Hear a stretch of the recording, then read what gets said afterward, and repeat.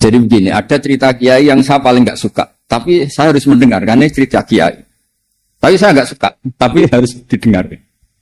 Ada 4 orang itu soleh semua, baik semua. Pas di pintu surga itu berdebat.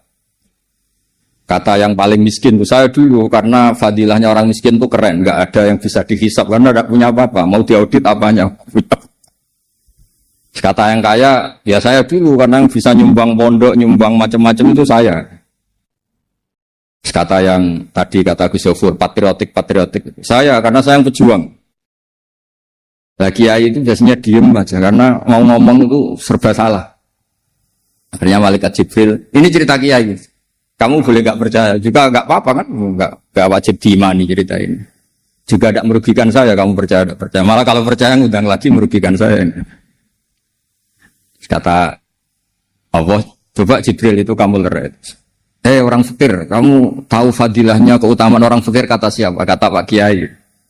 Orang kaya, kamu tahu keutamaan dermawan kata siapa? Kata Pak Kiai. Para pejuang, kamu tahu fadilahnya patriotik itu kata siapa? Kata Pak Kiai. Sudah, jangan mendahului Pak Kiai. Pak Kiai dulu yang masuk surga. Tapi kiainya itu gampang, nggak berani masuk. Ditanya sama malaikat Jibril, kenapa kamu tidak berani masuk? Padahal sudah dipersilahkan. Masalahnya yang bangun pondok saya itu ini, orang kaya ini. Akhirnya yang masuk dua akhirnya orang kaya ini karena Pak Ayahnya nggak berani ngelangkai donatur itu. Akhirnya gerbong semua yang fakir. Lagi-lagi orang kaya itu menang di dunia dan akhirat katanya. Jadi itu guyonan terkenal di para pejabat. Kenapa takut itu? Itu yang nyekolahkan saya. Padahal dia tidak punya pangkat sama sekali, nggak jenderal, nggak pejabat. Tapi kenapa kamu takut itu yang menyekolahkan saya? Makanya ini penting saya utarakan supaya tadi, seperti yang dibaca Quran tadi, la sorqaumum min qaumin. Jadi orang itu tidak boleh saling melecehkan, saling menghina. Saya ini katanya Gus Yofur tadi cerita, memang bapak saya, mbah saya itu teman dekat, abahnya Gus Yofur, mbahnya itu dekat sekali, sangat dekat, mulai buyut-buyut mungkin. Ya karena saya Gus Yofur, Gus Idror, Gus Rob ini kan itu, tidak Gus naturalisasi, memang Gus beneran, jadi mbah-mbahnya, buyut-buyutnya sudah. Yang kalah itu sama orang yang iri. Ada teman saya itu bapaknya. Kemudian bapaknya itu saya kenal. Anaknya namanya Agus saja. Tak tanya, kenapa Pak namanya anaknya Agus? Saya ini dendam Gus. Anak saya gak dipanggil Gus. Akhirnya dinamai Agus, terus semua orang manggil Gus. Jadi kalau kamu ingin jadi Gus abadi, ya anaknya dipanggil apa? Gus. Dinamai Agus saja. Nah, pasti dipanggil Gus. Nah berkahnya orang-orang hasud itu ada yang pakai wadanan karena takut ini dikira anak kiai. Kebetulan dia pesek, dipanggil pesek. Kalau pendek, dipanggil pendek. Yang perlu dicatat tuh begini ya. Kebaikan saya kalau baca hadis itu yang paling hari itu orang fakir itu masuk surga itu 500 tahun sebelum orang kaya. Dulu saya itu janggal. Janggal itu tidak memahami. Tapi ini bukan berarti Anda harus miskin. Tidak perlu miskin. Miskin itu nggak usah dilatih. Takdir. Nggak usah dilatih. Begini, kalau Anda JM atau direktur atau menteri atau pejabat atau kiai besar kayak saya kalau beli dipakatan kiai besar itu kan paling nolong temen itu mungkin Gus Yofur mau beli mobil uangnya kurang atau nata pondok uangnya kurang, saya juga gitu kalau butuh Gus Yofur mungkin mau haji plus uang saya kurang, pokoknya yang nggak urusan makan ya, nggak urusan nyawa lah. Tapi miskin sama miskin kalau berteman itu mungkin istrinya mau kelahiran, kalau nggak diantar itu mati, kalau nggak punya beras, kalau nggak diutangin itu mati. Artinya sesama orang miskin tuh kalau tolong menolong tuh urusan nyawa. Maka kalau ini baik itu hebat betul itu karena urusan apa? Nyawa. Kalau ibu-ibu ini kalau teman sosialitinya kalau utang misalnya urusan ke salon kan enggak urusan nyawa itu. Tapi kalau miskin urusan beras, urusan apa? Nyawa. Makanya saya pesan sama yang kaya-kaya ini tetaplah beramal sembako. Ini urusan apa? Nyawa. Jadi saya senang kalau ada program negara BLT atau ngasih makan, ngasih apa yang terkait nyawa. Itu penting sekali. Jangan karena kita elit, kemudian kita utang piutang, misalnya urusan plesir ke Eropa, atau ke mana, atau kaji plus, atau apa itu. Janganlah, yang mendesak itu fardhu ain. Sebab itu, kajian fikih yang paling saya kenang itu, ya halal haram tadi. Misalnya ada teknologi canggih, orang bisa naik ke bulan atau ke Mars. Mesti pertanyaannya itu, boleh apa enggak? Kalaupun boleh itu semendesak apa ketika rakyat kita masih miskin? Begitu juga ngelola Pertamina, ngelola negara, ngelola apa saja. Pertanyaannya itu boleh enggak? Misalnya kita punya mobil semuanya tercukupi. Mesti hukumnya itu satu. Mau kemana? Kalau mau bunuh orang, mau judi, mau apa, ya haram.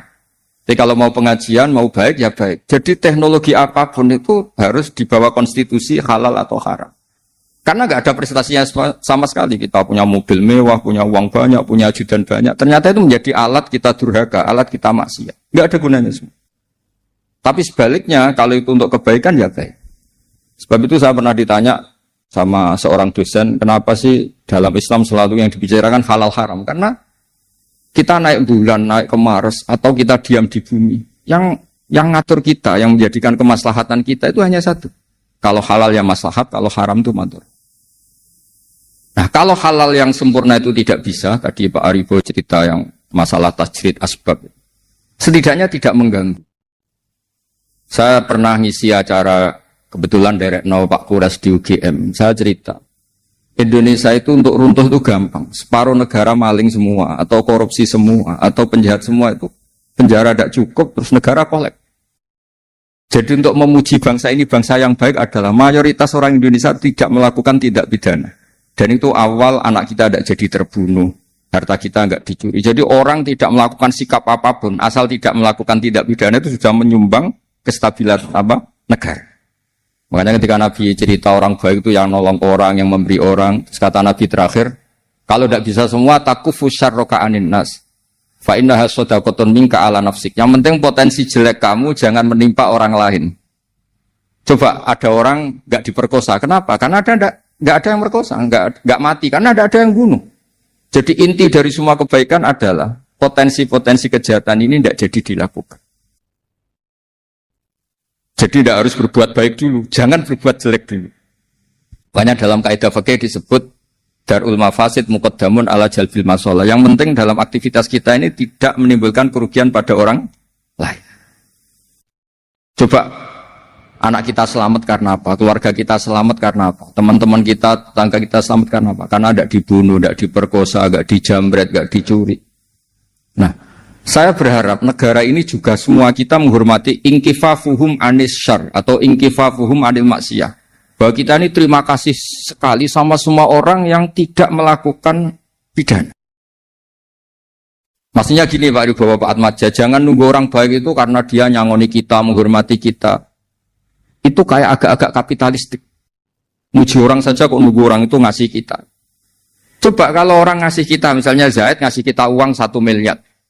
Tapi misalnya yang lain, Fulan itu, bunuh anak kita atau apa itu. Kan ya kacau semua. Artinya gini, yang ngasih uang kita mungkin ya baik. Yang tidak ganggu kita juga baik. Karena dengan dia tidak ganggu kita, negara ini baik. Kestabilan terjaga. Kemakmuran terjaga. Sebab itu dalam sebuah hadis Nabi ngendikan ketika ditanya orang Islam itu siapa? Man salimal muslimun min lisani wa yadi. Orang yang orang lain itu tidak kena imbas dari keburukan tangannya maupun keburukan lisannya. Itu pegang. Sehingga saya ini sering kalau ada tetangga meninggal tuh yang sering lepas jenazah itu saya. Biasanya saya itu 5 menit, 3 menit. Tapi keluarganya itu mesti komplain. Terutama istrinya. Istri itu kan nggak suka kalau ada orang muji suaminya. Karena sudah meninggal tak puji ini orang baik. Karena tiap malam itu ya lihat TV. Terus kukar-kukur di rumah, ngelamun sampai pagi. Ini orang baik. Istrinya tanya, baiknya di mana? Itu kalau malam itu suami kamu nyopet atau garong itu selesai. Barokahnya di rumah ngelamun sampai pagi tidak berbuat apa-apa. Tapi kan nggak tahajud, nggak apa, Gus. Memangnya dia kiai disuruh apa? Tahajud. Ya sudah gitu saja. Yang penting tidak bahayakan orang apa? Lain. Terus dia baru nangis, ternyata suaminya itu orang baik. Saya tanya, kenapa tidak bilang dulu-dulu Gus kalau suami orang baik? Oh nanti besar kepala kalau saya bilang dulu-dulu. Intinya mau saya itu.